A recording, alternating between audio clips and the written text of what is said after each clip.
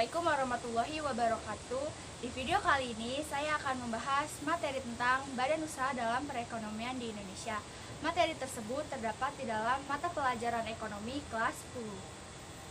Pertama, saya akan menjelaskan tentang pengertian BUMN, BUMD, dan BUMS. Yang pertama ada pengertian dari BUMN. BUMN atau Badan Usaha Milik Negara merupakan badan usaha yang seluruh atau sebagian besar modalnya didapatkan dari penyertaan secara langsung dari kekayaan negara yang sengaja dipisahkan. Kemudian ada pengertian dari BUMD. BUMD atau Badan Usaha Milik Daerah merupakan badan usaha yang seluruh atau sebagian besar modalnya didapatkan dari kekayaan daerah yang dipisahkan.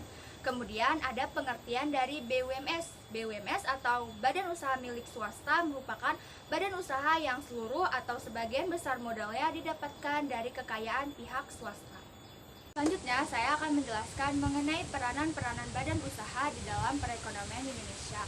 Yang pertama ada peranan dari BUMN, yaitu pembuka lapangan kerja. Yang kedua, penyumbang pendapatan terbesar dalam perekonomian. Yang ketiga, sebagai penghasil barang atau jasa guna memenuhi kebutuhan hajat orang banyak. Lalu yang kedua adalah peranan dari BUMD. Yang pertama, membuka kesempatan berusaha bagi masyarakat. Yang kedua, berperan sebagai salah satu sumber pendapatan asli daerah dan ikut serta berpartisipasi dalam pembangunan perekonomian di daerah. Yang ketiga, berperan sebagai pembangunan daerah maupun pembangunan nasional. Lalu yang ketiga ada peranan dari BUMS. Yang pertama sebagai mitra usaha BUMN, yang kedua sebagai penambah produksi nasional, yang ketiga sebagai penambah kas negara. Nah, sebelumnya saya sudah menjelaskan tentang pengertian BUMN, BUMD, dan BUMS. Juga sudah menyebutkan peranan-peranan di antara badan usaha tersebut. Lalu selanjutnya saya akan menjelaskan tentang jenis dan bentuk usaha dari BUMN dan BUMD. Sebelumnya, BUMN terbagi lagi ke dalam dua bentuk, yaitu perusahaan perseroan atau persero dan perusahaan umum atau perum. Nah, salah satu contoh atau bentuk usaha dari perusahaan perseroan adalah ada PT Pertamina dan ada PT PGN atau perusahaan gas negara, yaitu berbentuk LPG.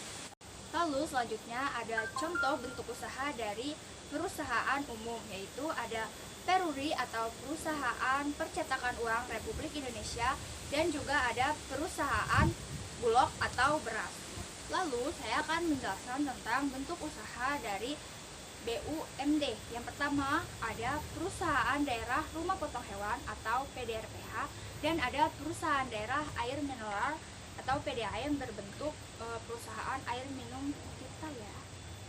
Lalu selanjutnya ada bentuk usaha dari BUMS, yaitu yang pertama ada perusahaan Unilever dan perusahaan Wings Food atau Wings Group.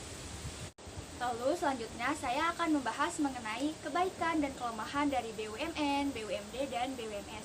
Yang pertama ada kebaikan dari BUMN, yaitu berusaha pada sektor-sektor yang memenuhi kebutuhan hajat orang banyak. Tetapi kelemahannya adalah karena tujuan dari BUMN adalah untuk memenuhi kebutuhan hajat orang banyak, mereka terkadang seolah-olah tidak membutuhkan efisiensi dalam pengelolaannya. Selanjutnya, ada kebaikan dan kelemahan dari BUMD. Kebaikan BUMD adalah pendapatan asli daerah, tetapi kelemahannya adalah mereka terkadang kekurangan modal. Yang ketiga, ada kebaikan dan kelemahan dari BUMS. Kebaikan BUMS adalah mereka cepat dalam pengambilan keputusan karena pemegang modal biasanya juga menjadi pengelola. Akan tetapi kelemahannya adalah mereka hanya memikirkan laba tanpa memikirkan lingkungan di sekitarnya. Nah, sebelumnya saya sudah menjelaskan tentang pengertian BUMN, BUMD, dan BUMS, serta peranan-peranan dari BUMN, BUMD, dan BUMS, contoh bentuk usaha dari BUMN, BUMD, dan BUMS, serta kelebihan dan kebaikan dari BUMN, BUMD, dan BUMS. Kurang dan lebihnya mohon maaf. Wassalamualaikum warahmatullahi wabarakatuh.